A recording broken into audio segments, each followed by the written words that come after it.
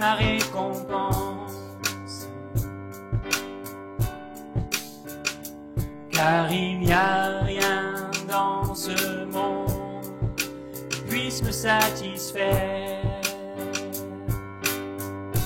Même dans l'épreuve, mon âme chante, oui pour toujours, il m'a sauvé. Christ seul me suffit, Christ seul me suffit. Tout ce dont j'ai besoin est en toi, tout ce dont j'ai besoin. Christ est mon Seigneur et la joie de mon salut. Et cet espoir est sans fin, le ciel est ma demeure. Même dans l'orage, mon âme chante, Jésus est là, à Dieu soit la gloire. Christ seul me suffit, Christ seul me suffit.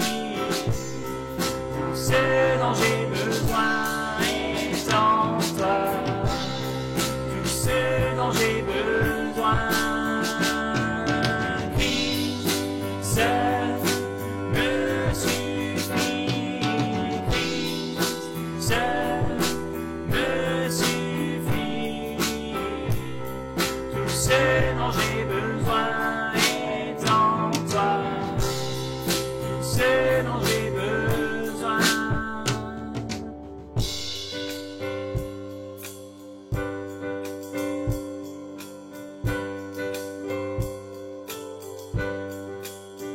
En mon cœur j'ai choisi de suivre Jésus, oui pour toujours, oui pour toujours. En mon cœur j'ai choisi de suivre Jésus, oui pour toujours, oui pour toujours. La croix devant moi, le monde derrière moi, oui pour toujours, oui pour toujours. La croix devant moi, le monde derrière moi, oui pour toujours, oui pour toujours. Christ seul me suffit, Christ seul me suffit. Tout ce dont j'ai besoin est en toi, tout ce dont j'ai besoin. Christ seul me suffit, Christ seul me suffit. Tout ce dont j'ai besoin est en toi, tout ce dont j'ai besoin. Alléluia. Amen. Christ toujours devant moi. Alléluia. Les regards fixés sur notre Dieu, sur notre Seigneur, sur notre Sauveur. Gloire à Dieu. Alléluia. Amen. Voilà, j'aimerais de nouveau souhaiter la bienvenue à ceux qui nous ont rejoints, peut-être en route. J'ai vu quelques visages peut-être de passage ou de personnes qu'on n'a pas trop l'habitude de voir. Soyez les bienvenus, vraiment, si vous êtes là pour une des premières fois, que vous soyez en vacances ou que vous habitiez dans le coin, eh bien, soyez les bienvenus. On est très heureux de vous accueillir et de partager ces moments tous ensemble. Vraiment. Ceux qui sont de l'église le savent, j'ai envoyé un petit message, mais ce matin, on a la chance, on a le privilège, on a la joie de recevoir monsieur et madame Medbach qui sont avec nous, et c'est notre frère qui va nous apporter la parole de Dieu. Alors on va lui laisser la place sans plus tarder, puis je ferai quelques annonces à la fin du culte, donc ne partez pas trop vite. Mais voilà, on voudrait les remercier, le frère et toute sa famille, ils servent depuis depuis des années dans le Seigneur. Je le laisserai se représenter si c'est nécessaire, mais on le connaît bien. Il est passé plusieurs fois ici et il donne un gros coup de main sur la Monzie, sur Bergerac aussi quand il est dans le coin, parce que voilà, il voyage pas mal, même s'ils se sont un petit peu calmés ces derniers temps, c'est vrai. Mais voilà, mais en tout cas, béni soit le Seigneur pour cette œuvre extraordinaire. On les remercie d'être avec nous ce matin et que Dieu vraiment l'utilise encore, mais on croit qu'il va le faire, et puis que nos cœurs soient ouverts à recevoir cette parole de l'Évangile. Voilà, un grand merci à tous les deux d'avoir fait le déplacement ce matin sous la pluie, j'allais dire la grêle, non pas la grêle, mais l'humidité, la pluie, c'est déjà pas mal. Voilà, un grand merci. On laisse toute la place à notre frère sans plus tarder.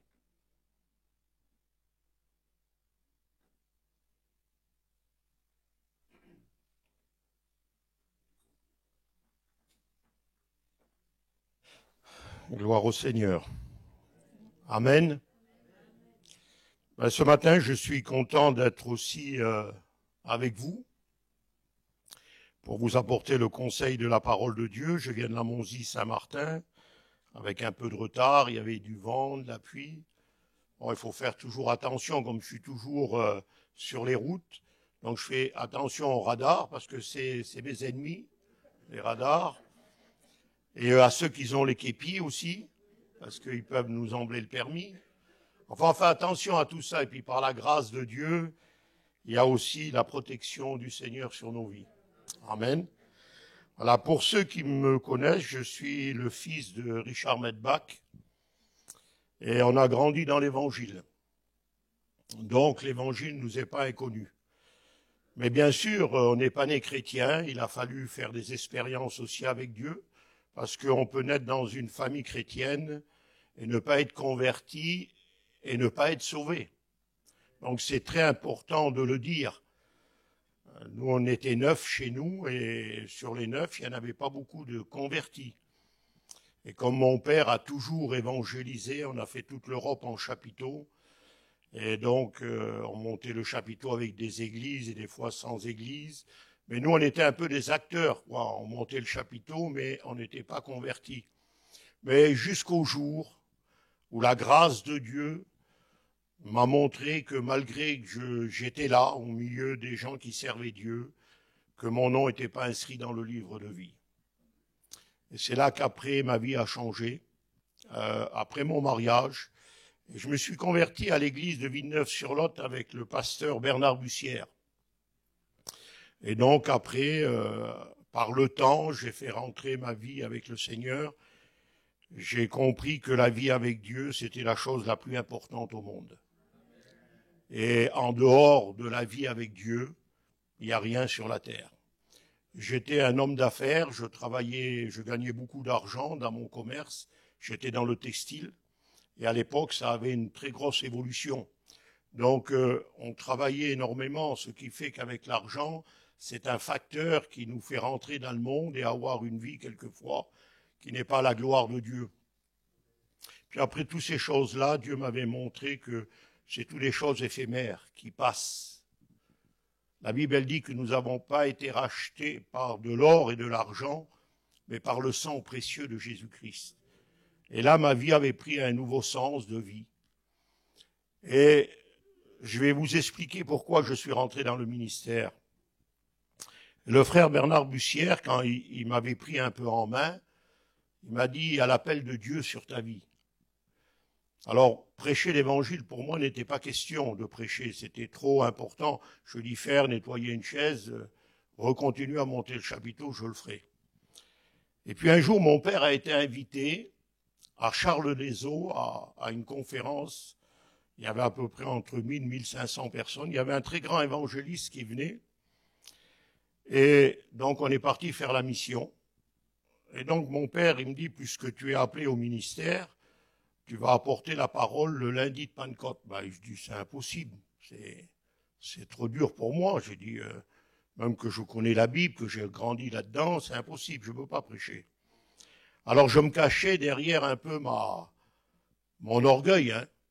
Et puis, ce frère, il faut être honnête que cet homme qui venait à apporter la parole de Dieu, il avait un ministère très puissant. Je n'ai jamais vu autant de guérisons ce dimanche. Il a fait samedi, dimanche, Et le lundi, c'était moi et mon père qu'on devait faire. Et donc, ce frère-là avait apporté la parole. Il y avait eu pleine guérison, pleine délivrance. Il y avait des gens liés par des esprits, libérés. Alors moi, je dis, mais je suis inutile. Qu'est-ce que je vais prêcher derrière cet homme-là? C'est impossible. Alors, je disais sur mon père, je ne peux pas prêcher. Je peux pas. Je dis, voilà. Bon, il dit, écoute, prépare quelque chose et on verra le lundi de Pentecôte. Et donc, ce frère qui avait apporté la parole était un monument pour moi. Un monument, dire quelque chose derrière cet homme, c'était très difficile. Alors lui, le dimanche, il reprend la parole, ce frère, et il prêche sur le passage que l'apôtre Paul il dit, prêche en toute occasion, favorable ou non. Et là, le Saint-Esprit m'a visité. Alors j'étais fort dans moi et j'ai dit, Seigneur, eh ben, j'apporterai la parole le lundi matin. Donc le lundi matin, il s'est passé quelque chose. J'étais toujours là, obsédé de voir le frère derrière l'estrade, assis. Et je disais, Seigneur, je vais prier pour cet homme. Pour moi, c'était gigantesque. Et je priais dans mon esprit pour lui. Et donc, le moment est venu d'apporter la parole de Dieu. Et quand je me suis trouvé derrière l'estrade, c'était fini. La crainte, la peur étaient parties. Et à côté de ma sœur Esther, qui vous connaissez certainement, qui chante, il y avait une jeune fille tout maquillée avec de grands cheveux. Elle était juste à côté. Et puis moi, quand je commence à partager la parole de Dieu, mon message y change. Je parle de ma vie qui était dans le monde. Je parle de l'abondance du péché qu'il y avait dans ma vie, etc. Et tout d'un coup, je vois cette fille-là qui commence à pleurer. Elle a commencé à pleurer au départ de mon témoignage, mais jusqu'à la fin. Et il y avait plein de maquillage qui coulait, elle a tombé à genoux. Et moi, je continuais à parler, et puis l'Esprit de Dieu travaillait son cœur. Et à la fin du message, donc j'ai fait une appel, des gens sont levés, on a prié. Et le frère missionnaire, il a dit, j'aimerais prier pour ce jeune frère. Et on va descendre en bas de l'estrade. Donc il m'a pris par le cou et il m'a dit dans mon oreille, Daniel, nul n'est prophète dans sa patrie. Il m'a dit, c'est ma fille. Et elle vient au Seigneur, elle revient au Seigneur, a été baptisée, elle s'est éloignée de Dieu. Et c'était la fille de ce missionnaire. Et à ce moment-là, j'ai compris que Dieu voulait m'utiliser. J'ai dit, là, le Seigneur a quelque chose dans ma vie pour moi. Et cet homme-là, après, bien sûr, je l'ai revu, sa fille est revenue au Seigneur, elle s'est engagée avec du sérieux dans l'œuvre de Dieu, elle est venue chanteuse. Donc, vous voyez, c'est pas le hasard. Quand Dieu nous appelle, comme il vous a appelé, à le servir, à vivre avec lui, il y aura des problèmes, il y aura des difficultés. La Bible, elle dit que c'est avec beaucoup de tribulations qu'il nous faudra rentrer dans le royaume des cieux. La vie, c'est pas facile. La vie, quelquefois, elle nous réserve des choses dures. Mais la Bible nous apprend que nous sommes plus que vainqueurs par celui qui nous a tant aimés. Il y a de l'assurance auprès de Dieu. Et voyez-vous, il y a une chose importante que j'ai réalisée dans ma vie, c'est une chose, c'est que Dieu, dans toutes les étapes de notre vie, il prépare, il met en place des bénédictions pour notre vie. Parce que le départ de la bénédiction ne s'est pas arrêté jusqu'à aujourd'hui. J'ai eu de grandes difficultés. J'ai passé devant la mort dans des voyages missionnaires. J'ai eu des accidents de voiture. Beaucoup de fois, il y a eu des grandes tempêtes qui se sont déchaînées sur nous. Des grands problèmes familiales, des grands problèmes financiers, des choses que il me faudrait très longtemps pour vous expliquer ça. Mais la main de Dieu, la protection de Dieu a été toujours sur ma vie. Et je n'ai jamais, je pourrais citer le passage de Daniel quand il a rentré dans la fosse aux lions, aussi bien pour vous ce matin. C'est que il était avec les lions, mais il y avait quand même le Seigneur aussi avec lui. Il a rentré dans la fournaise, même ses vêtements ne sentaient pas la fumée. Vous pouvez passer par des temps difficiles, des moments très durs dans la vie, mais il nous faut avoir les regards sur Jésus-Christ. Et l'évangile n'est pas simplement de dire je suis chrétien, mais c'est une vie. C'est quelque chose qu'on vit avec Jésus-Christ. Et si on partage la parole de Dieu, c'est parce qu'il y a des expériences avec nous. Vous voyez, même que papa était serviteur de Dieu, il a aujourd'hui 98 ans, et il est toujours un témoin de l'évangile. Il a jamais perdu son dynamisme. Il a travaillé pour Dieu toute sa vie et il a mis en place des choses pour Dieu. Il a ouvert des églises dans certains pays. Il a formé des hommes. Il y a eu des choses que Dieu a utilisées dans sa vie pour mettre en place l'œuvre de Dieu. Et c'est pour cela que nous avons à continuer cette œuvre-là, chacun d'entre nous. Et ce matin, dans mon cœur, j'ai bien sûr un message à partager avec vous. Et ce message-là, ce matin, en réfléchissant avant de partir de chez moi, j'ai dit, Seigneur, je dois apporter ta parole à l'église de Périgueux. C'est une église qui a déjà une bonne maturité chrétienne. Et j'ai dit, alors, quel est le besoin? Et au fond de mon cœur, le Seigneur m'a dit, même qui a la maturité, il y a quelquefois le découragement. Et ce matin, j'aimerais vous encourager et j'aimerais vous amener dans l'épître aux Hébreux. Nous allons voir quelques versets de la parole de Dieu qui est très important. Épître aux Hébreux au chapitre 12. L'épître aux Hébreux. Alors il y a une chose importante à savoir, c'est que l'épître aux Hébreux, il n'y a pas d'auteur. Vous savez qu'ils connaissent la parole de Dieu, l'épître aux Hébreux n'a pas d'auteur. D'autres disent que ce serait Paul, d'autres les commentateurs. Moi, tout simplement, je cite pas de nom, mais je dis que c'est le Saint-Esprit qui a voulu que l'épître aux Hébreux soit écrit. Parce que c'est toute une révélation de Dieu pour l'Église et en même temps pour chacun d'entre nous ce matin. Alors on va lire ensemble Épître aux Hébreux au premier chapitre 12. Voilà ce que la parole de Dieu nous dit. Nous donc aussi, puisque nous sommes environnés d'une si grande nuée de témoins, rejetons tout fardeau et le péché qui nous enveloppe si facilement, et courons avec persévérance dans la carrière qui nous est ouverte, ayant les regards sur Jésus. On refait la lecture. Nous donc qui sommes environnés Nous donc aussi, puisque nous sommes environnés d'une si grande nuée de témoins, rejetant tout fardeau et le péché qui nous enveloppe si facilement, et courons avec persévérance dans la carrière qui nous est ouverte, ayant les regards sur Jésus, et le chef, le consommateur de la foi. Amen. C'est un verset court, simple, mais nous allons voir ensemble tout ce qu'il a à nous dire. Je demanderai à un frère qui se lève, qui se lève et qui prie le Seigneur pour nous tous. Gloire à Dieu. Gloire à Dieu, Seigneur. Qu'un frère qui puisse se lever.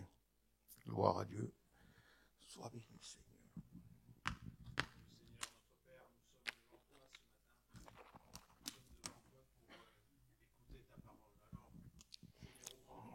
Amen. Alléluia. Oh, Seigneur, tu bénis.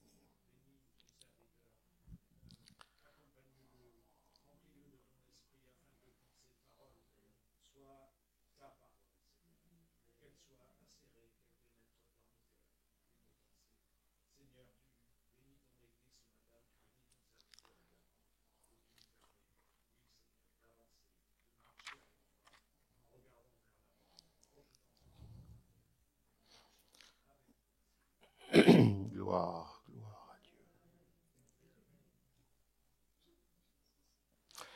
Amen. Nous donc qui sommes environnés d'une grande nuée de témoins, nous donc qui sommes environnés d'une grande nuée de témoins, vous comprenez que la nuée de témoins, c'est quelque chose que nous ne voyons pas. La Bible nous apprend des choses réelles qui existent. Il y a le monde visible et il y a le monde invisible. Il y a le monde que nous voyons, nous, d'êtres humains, des animaux, le monde végétal, et il y a aussi le monde spirituel. Et là, la parole de Dieu, l'Épître aux Hébreux nous dit, nous sommes environnés d'une grande nuée de témoins. Et la Bible nous dit de rejeter tout fardeau et le péché qui nous enveloppe si facilement. Des témoins. Vous savez qu'est-ce que c'est un témoin? Un témoin peut nous accuser ou un témoin peut rendre témoignage de nous. Et c'est très important ce passage de la parole de Dieu. Nous sommes environnés d'une grande nuée de témoins. Et en faisant un parcours dans la parole de Dieu, nous découvrons que les témoins qui sont là, soit pour nous accuser, soit pour nous bénir. Et c'est très important de le savoir. Parce que si nous avons des problèmes quelquefois, et si nous sommes découragés dans la vie, c'est parce qu'il y a des problèmes, il y a des soucis, il y a des choses qui nous arrivent. Il y a des circonstances que l'on ne voudrait pas qui nous arrivent, mais elles sont là, et il faut faire face. Alors je ne voudrais pas être négatif ce matin, mais avant toute chose, c'est de faire comprendre quelque chose, c'est qu'il y a des témoins. Ils sont là, ils existent. Une grande nuée de témoins. Le premier témoin que nous voyons dans la parole de Dieu, c'est le monde des esprits. Nous le retrouvons dans le livre de Job. Dans le livre de Job, au premier chapitre, il nous est dit que « Or, un jour, les fils de Dieu vinrent devant l'Éternel, et Satan aussi. » Parce que Satan est un esprit.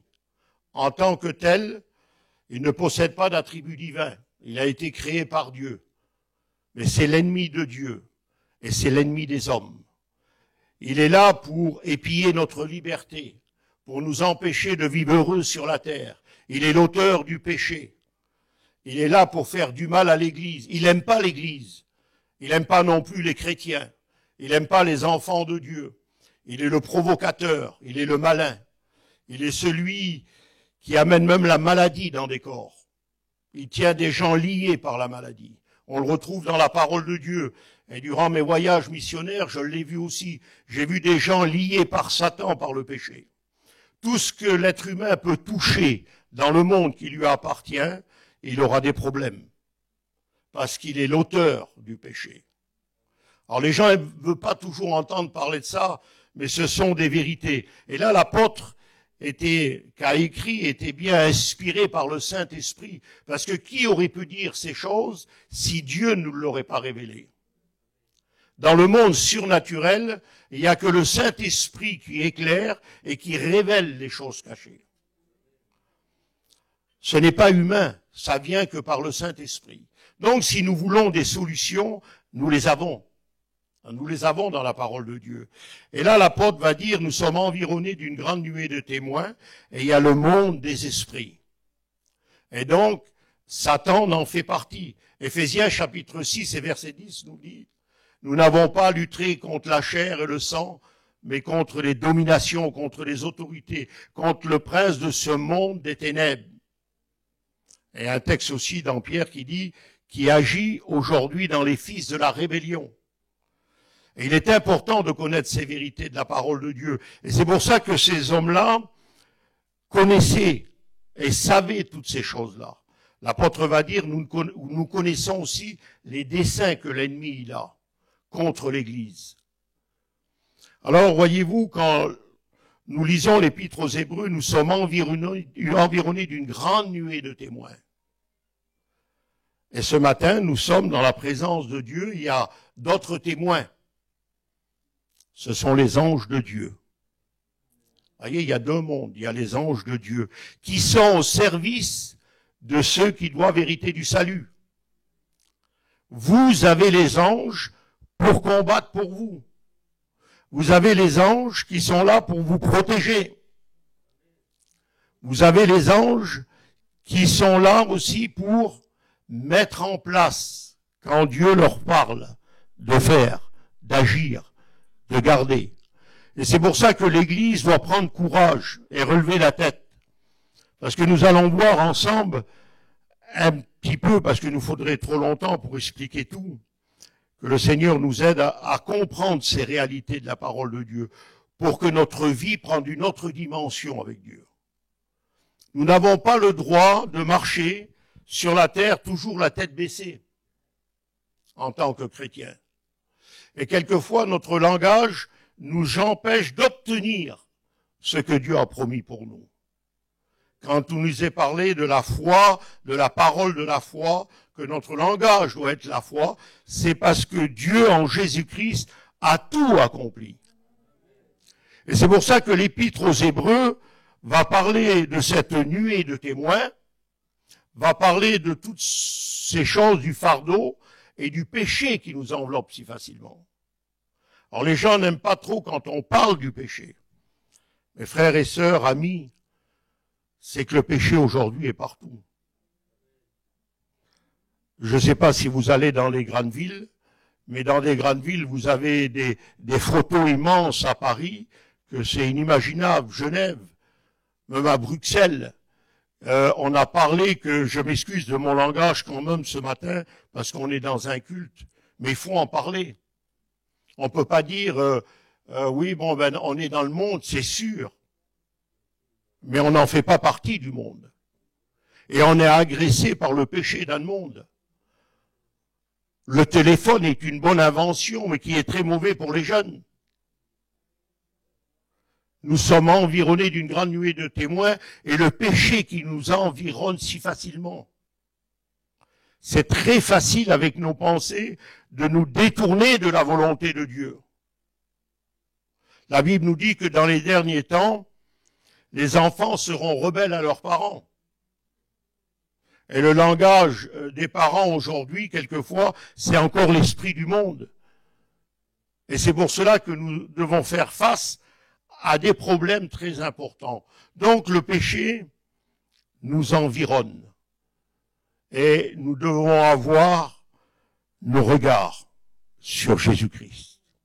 C'est pour ça que l'apôtre va dire, et on l'a entendu dans les chants ce matin, l'apôtre qui a écrit l'Épître aux Hébreux, il dit, ayez les regards sur quoi?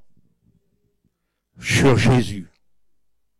Ayez les regards sur Jésus. Ayez les regards sur Jésus. Ayez les regards sur Jésus. Ayez les regards sur Jésus. Ayez les regards sur Jésus. Il est le chef de la foi. Il est le consommateur de la foi. On ne peut pas suivre Jésus sans avoir les regards sur lui. N'ayez pas les regards sur le monde. N'ayez pas les regards sur la vie. N'ayez pas les regards sur les circonstances. N'ayez pas les regards sur le pasteur. N'ayez pas les regards les uns sur les autres. Ayez les regards sur Jésus. Ayez les regards sur Jésus. Et j'insiste là-dedans. Parce que c'est Jésus le consommateur de la foi. C'est vers lui qu'on va consommer. C'est vers lui qu'on va. On ne va pas dans un mouvement, on ne va pas chez un homme. Aussi grand soit l'onction sur la vie d'une personne, nous devons dépendre de Jésus-Christ. C'est Jésus qui est l'auteur de la foi et il est le consommateur de la foi. Pourquoi Jésus? Pourquoi? Pourquoi Jésus? Pourquoi que l'apôtre va parler de Jésus? Vous prenez l'Ancien Testament jusqu'à la fin, l'Apocalypse, il est question de Jésus. La Bible, alors, elle n'aurait aucune valeur si ce ne serait pas Jésus. Aujourd'hui, ce matin, s'il y a des milliers de gens qui se réunissent dans le monde, c'est pour Jésus. J'ai assisté à des milliers de réunions, de mon enfant jusqu'à aujourd'hui.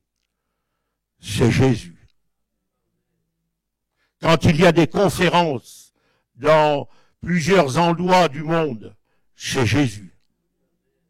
Satan ne veut pas que l'on parle de Jésus. Le monde ne veut pas que l'on parle de Jésus. Et là, il nous est dit, ayez les regards sur Jésus. Pourquoi Jésus? La Bible nous apprend que c'est lui qui a terrassé Satan. La Bible nous apprend que c'est lui qui nous a délivrés du péché et de la puissance des ténèbres. C'est lui, c'est Jésus.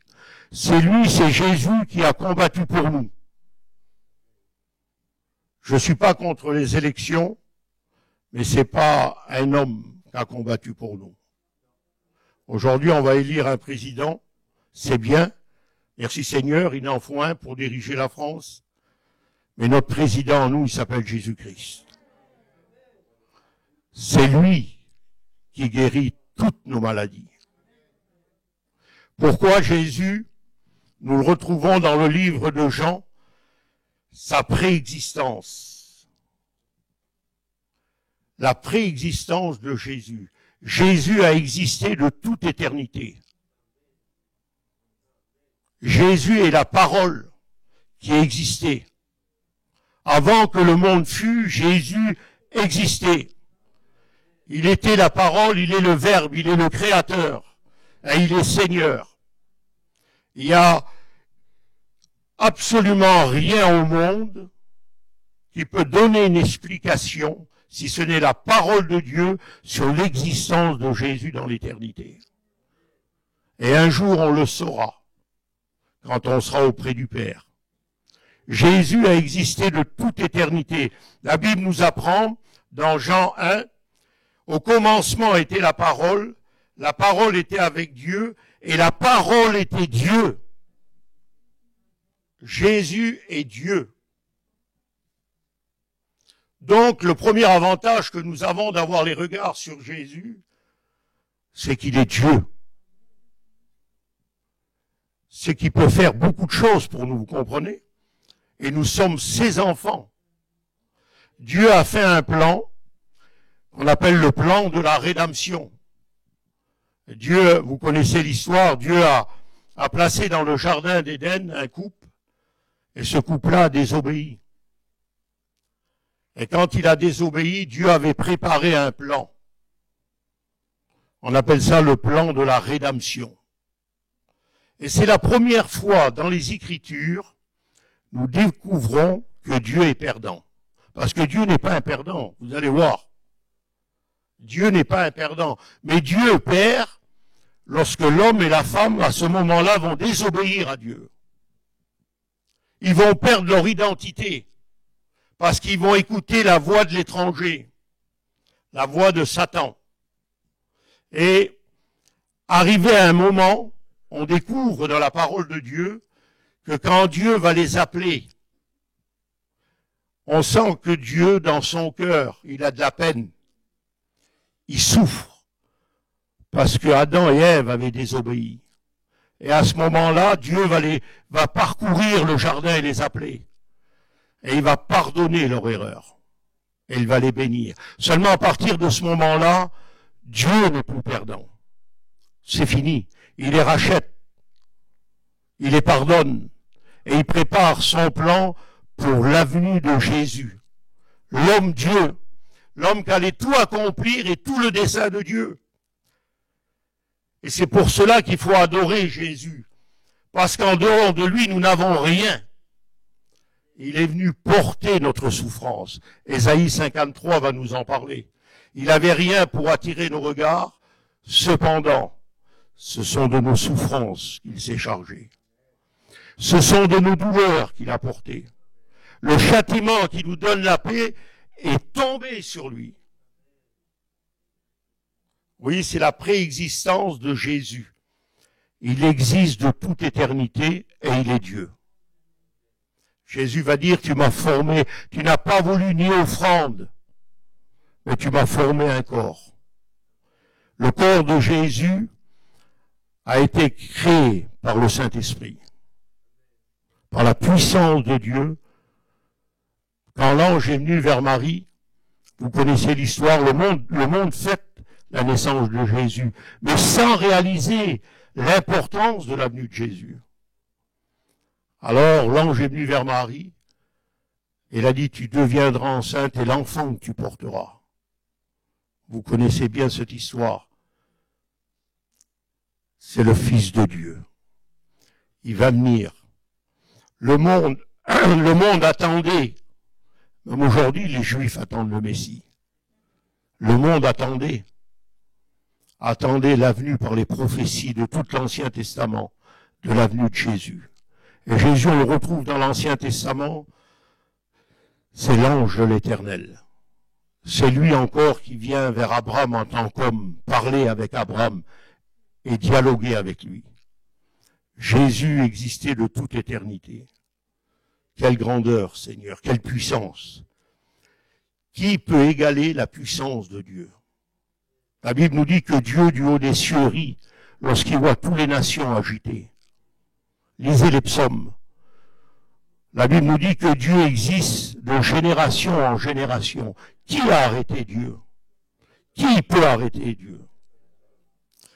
Et c'est pour ça que l'Épître aux Hébreux nous dit d'avoir les regards sur Jésus. Ensuite, Jésus existe de toute éternité, c'est sa préexistence. Dans Matthieu au chapitre 4, on voit le ministère de Jésus. Jésus vient, la naissance de Jésus, puis ensuite Jésus baptisé par Jean le Baptiste, où Dieu va confirmer que Jésus est réellement le Fils de Dieu. Ensuite, il va exercer son ministère, et là, on voit que Jésus rentre dans le désert pendant 40 jours pour être tenté par Satan. Et tout cela, Jésus l'a fait pour chacun d'entre nous. Il l'a fait pour nous donner la victoire sur le découragement, sur les ténèbres, sur toutes ces choses que l'on vit chaque jour quelquefois, par la prière, par notre relation avec lui. Ensuite, on voit Jésus qui va vaincre l'ennemi. Vous savez, Satan, on n'en fait pas de publicité, mais on est obligé d'être au courant sur des choses. Satan utilise même la parole de Dieu, mais il la tourne à l'envers. Et il va utiliser le psaume 91. Il va transporter Jésus sur le temple. Il va lui demander à Jésus de se jeter en bas du temple. Il voulait que Jésus se suicide. Il dit, il est écrit à ton sujet que des anges te garderont. Et Jésus va lui dire, tu ne tenteras pas l'Éternel ton Dieu. Et il faut répondre à l'ennemi avec la parole de Dieu. Je suis un pécheur, mais Jésus est mort pour moi. Et le sang de Jésus me purifie. Il y a des versets clés dans la parole de Dieu. Jésus est rentré dans son ministère, et il a terrassé Satan. La plus vieille des prophéties, dans l'Ancien Testament, où Dieu va parler, il va dire à la femme, j'augmenterai les douleurs. Vous connaissez ce passage. Il s'adressait à elle concernant la venue de Jésus. Celle-ci t'écrasera la tête et tu lui blesseras le talon. C'est une prophétie qui a été accomplie à ce moment-là où Jésus est venu et durant tout son ministère, Satan ne voulait pas que Jésus utilise son ministère. On le voit au travers de tout ce qu'il a fait Jésus, même au milieu de son peuple, il n'a pas pu faire certaines choses. Parce que la Bible nous dit que Jésus connaissait l'incrédulité de leur cœur.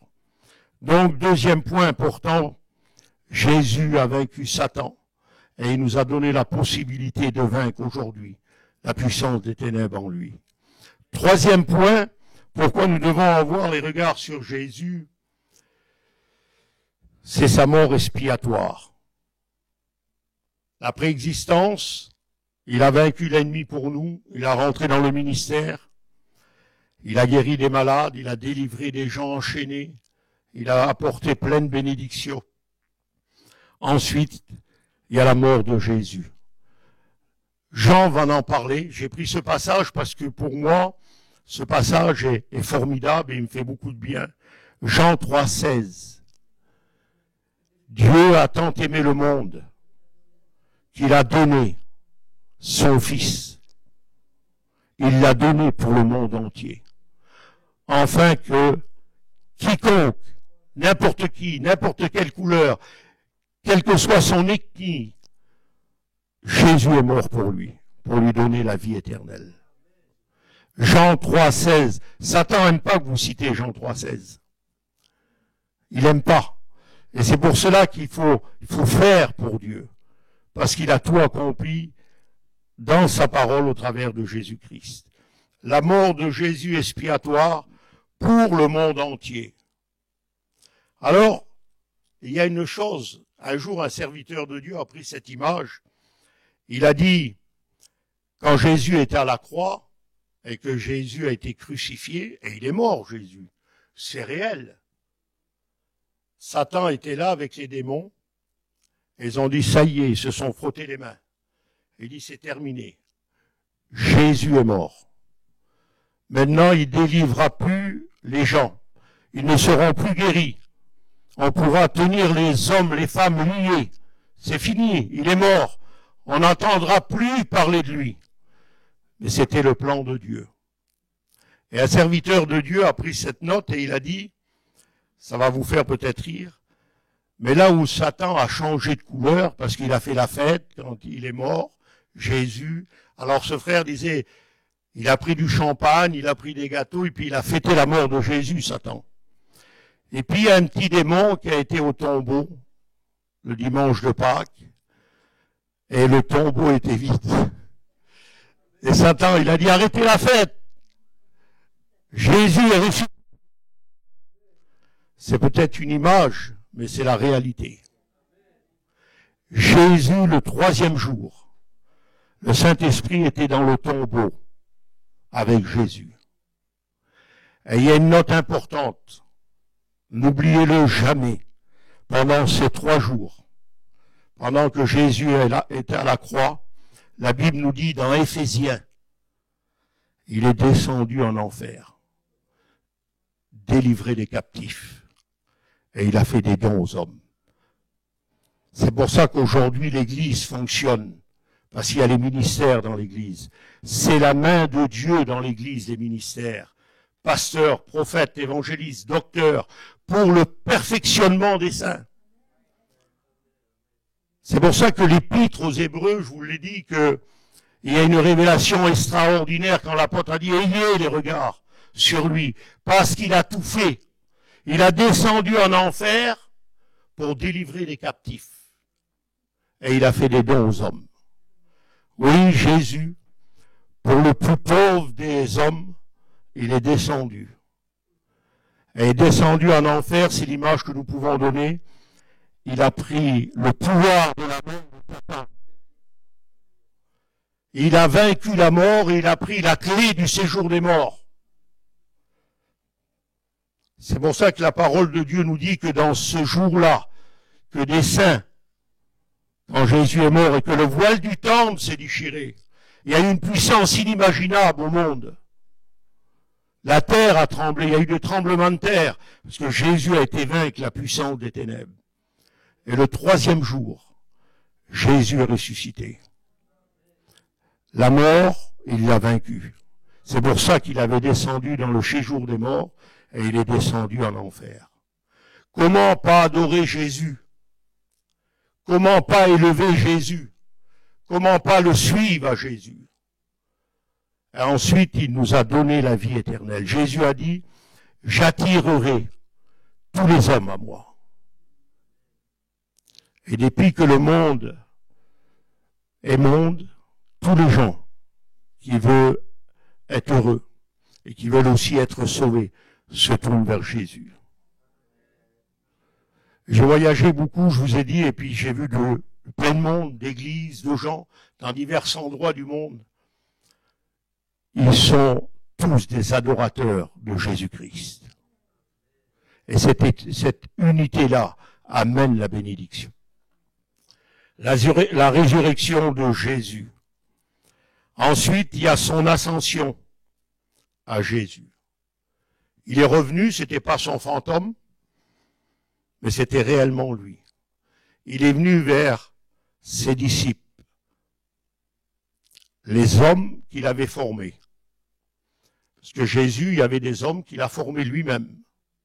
Et avant de choisir les 12, la Bible nous dit que Jésus était à part et il a prié le Père.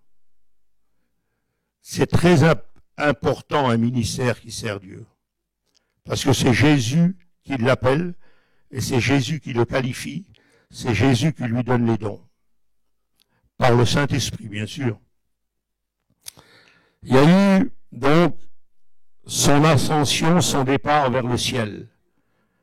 Dans Marc au chapitre 16. Et Jésus va leur donner les ordres, mais il les a formés. Et il leur a donné des directives. Comme à nous, à l'Église, il nous donne des directives par le Saint-Esprit. Et il y a une note très importante qu'il faut savoir. Jésus a dit cette chose-là. Je ne vous laisserai pas orphelins. Est-ce que vous avez réalisé cette chose? Vous l'avez réalisé, cette chose-là? Jésus a dit, je ne vous laisserai pas orphelins. Et il dit une deuxième note, il dit, il est avantageux que je m'en aille. Parce que je vous enverrai le Consolateur, l'Esprit Saint. Et une note importante, c'est que le Saint-Esprit remplace Jésus sur la terre. Et c'est sa présence que nous sentons ce matin ici. C'est lui qui est là, au travers du Saint-Esprit. Tous les trois forment une seule personne, et ils sont d'accord ensemble pour nous bénir. Aucun théologien, je m'excuse de dire cette note, qui peut expliquer réellement le fonctionnement des trois personnes. Nous l'acceptons par la foi. J'ai écouté de très grands théologiens dans le monde, mais ils finissent en disant qu'il faut accepter par la foi. Parce que c'est le mystère caché de Dieu qui nous sera révélé après, comme l'Église, dans les temps à venir avec le Seigneur. Donc, Jésus est parti au ciel et le Saint-Esprit est dans nos cœurs. Et Jésus, qu'est-ce qu'il a dit? Rappelez-vous, aux disciples, vous recevrez une puissance. Vous recevrez une puissance.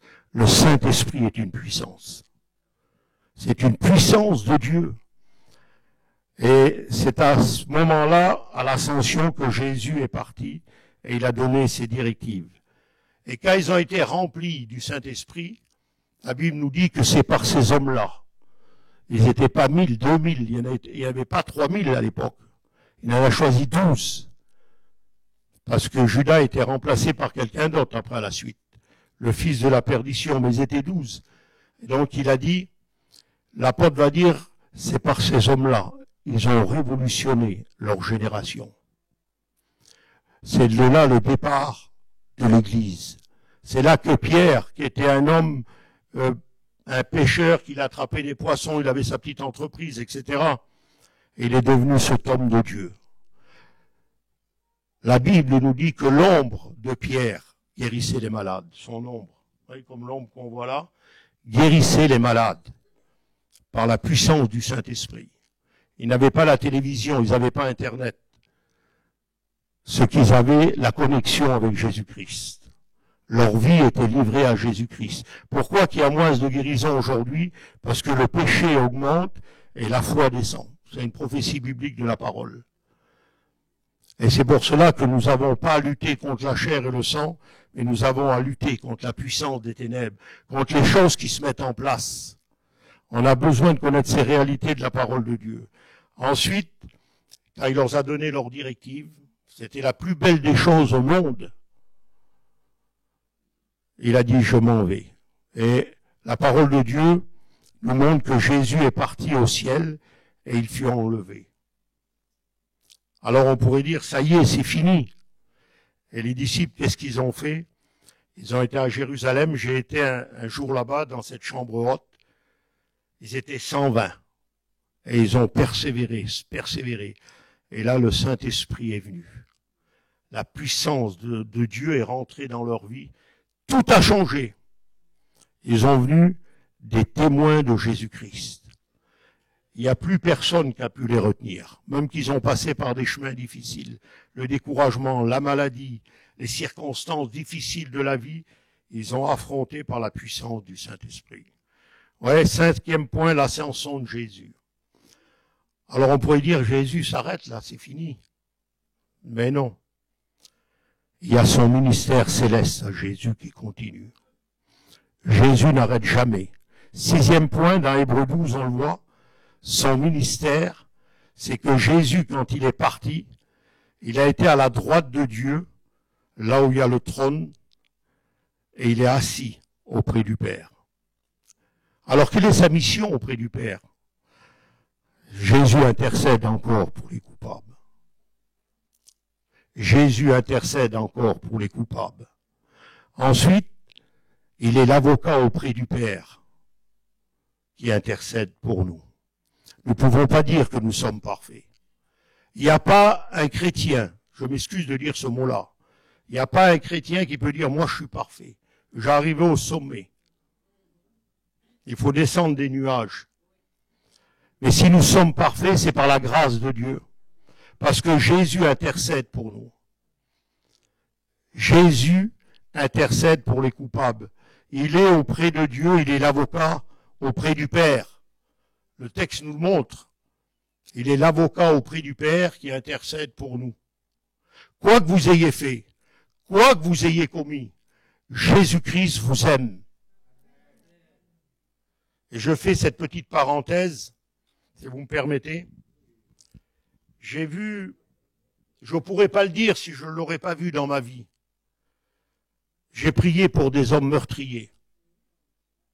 Un jour, près de la Suisse, il y a une sœur qui a mis un appartement à ma disposition. Et elle m'a dit, je connais beaucoup de monde.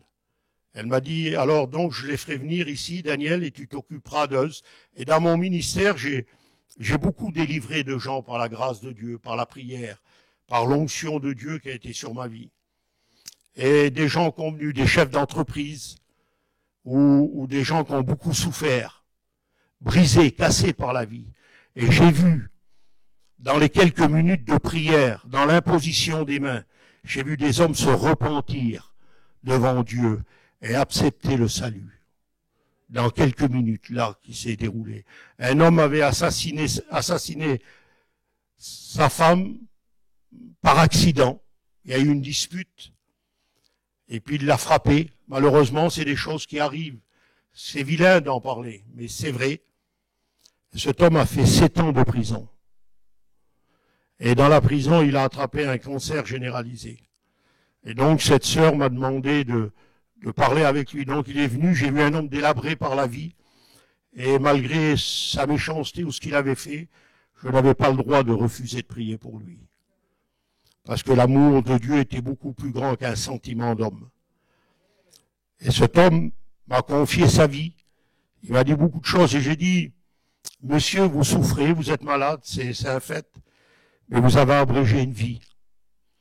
Aujourd'hui, votre dame aurait pu être ici. Elle aurait pu vivre et cet homme pleurait avec un grand regret.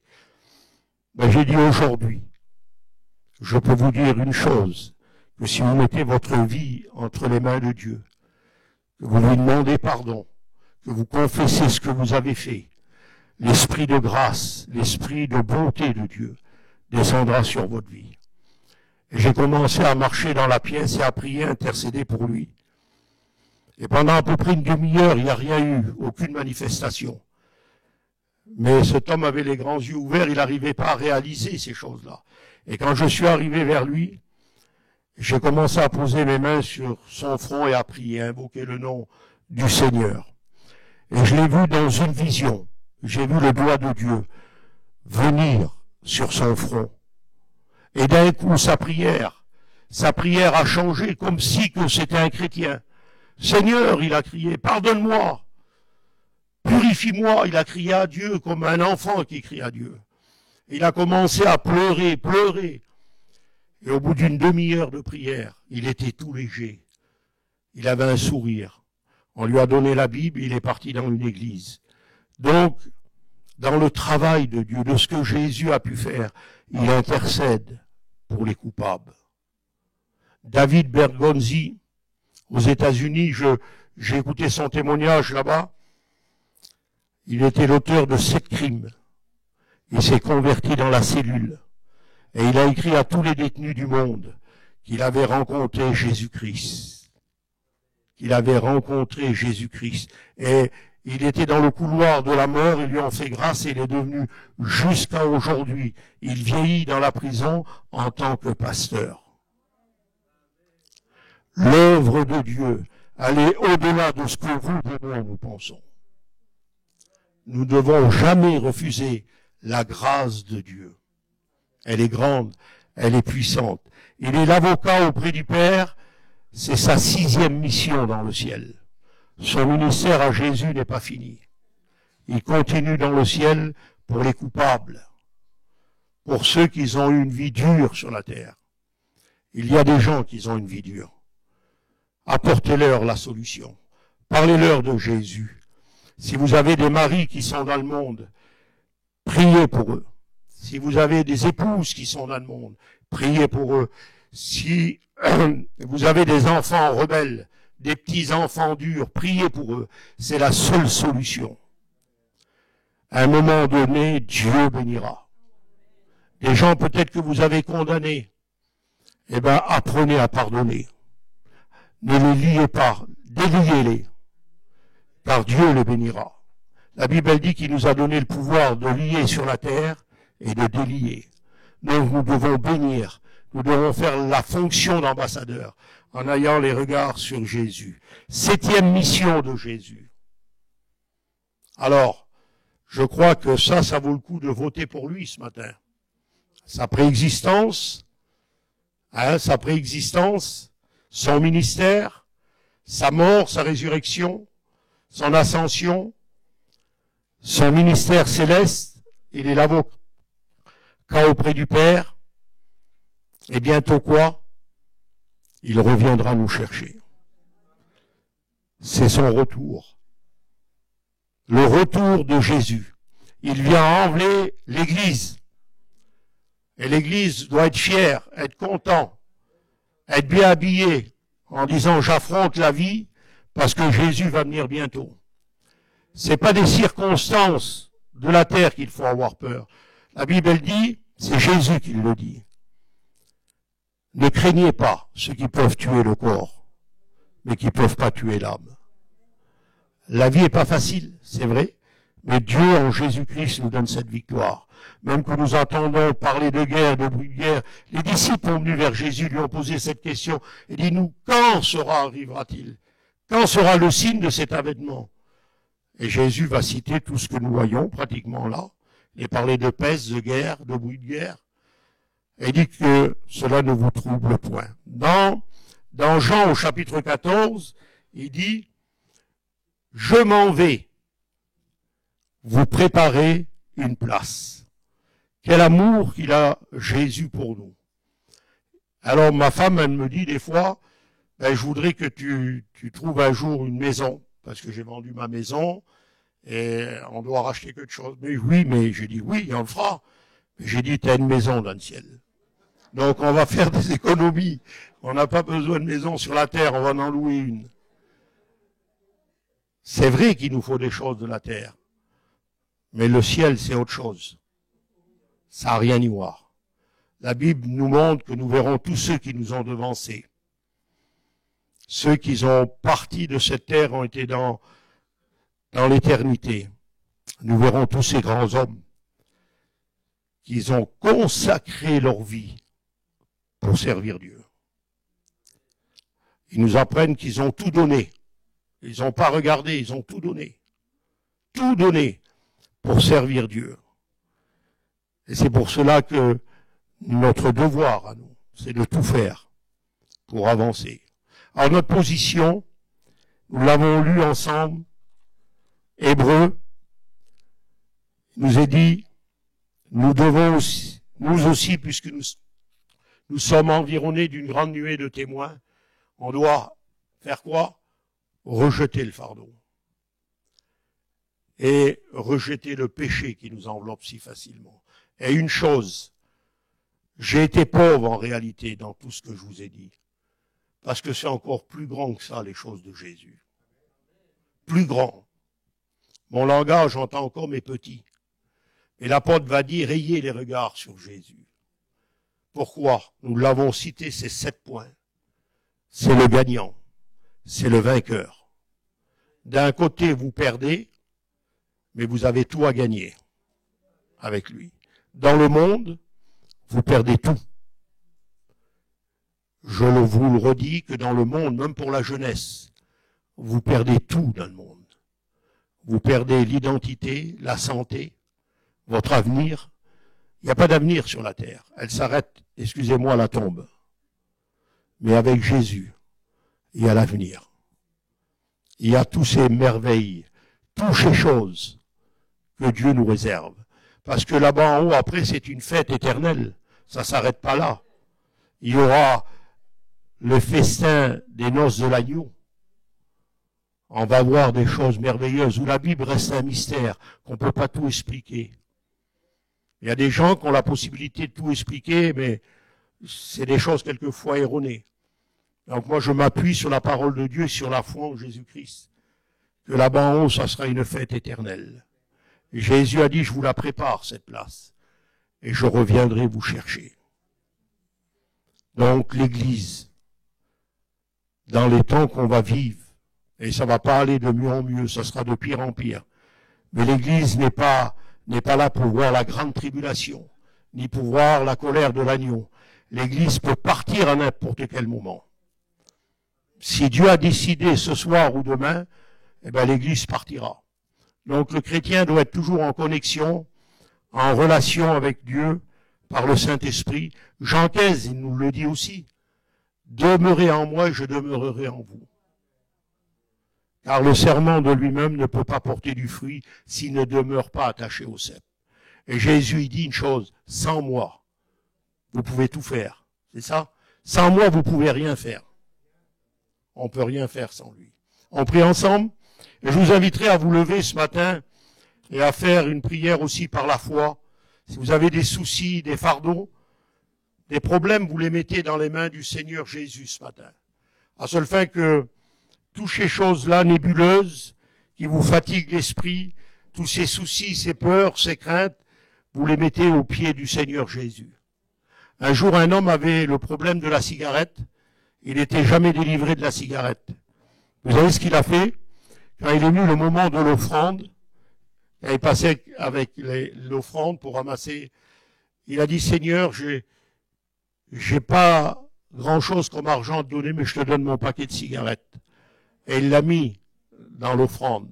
Et ceux qui ont ramassé l'offrande, au moment qu'ils ont compté l'argent, ils ont vu le paquet de cigarettes. Mais ce frère-là a été délivré ce jour-là. C'est par la foi. Nous ne voyons rien, mais c'est par la foi. Je donne tout ce toile d'araignée, tous ces problèmes, ces pensées négatifs, et je m'oriente sur Jésus-Christ. Seigneur notre Dieu, notre Père, c'est en Jésus ce matin. En Jésus, parce qu'en lui nous avons tout pleinement. Tu es le Père éternel chez lequel il y a une onde de variation. Tu ne changes pas, Seigneur. Tu es venu pour le faible, tu es venu pour le fort, tu es venu donner la vie éternelle, tu es venu guérir, tu es venu soulager, tu es venu donner la joie, Seigneur. Et nous voulons ce matin participer à cette bénédiction. Je demande au nom de Jésus-Christ de bénir toute ton Église ce matin, de les renouveler dans le Saint-Esprit, de leur donner de nouvelles pensées, une nouvelle direction dans leur vie, en ayant les regards sur Jésus, en ayant les regards sur toi, car tu es le prince de la paix, tu es le lys des vallées, tu es la rose de Saron, tu es le Seigneur des seigneurs, tu es le prince de la paix. Seigneur, je te demande la bénédiction, dans le nom de Jésus, sur toutes ces familles, Seigneur, au nom de Jésus-Christ, bénis en abondance, au nom du Père, du Fils et du Saint-Esprit, Père. Amen.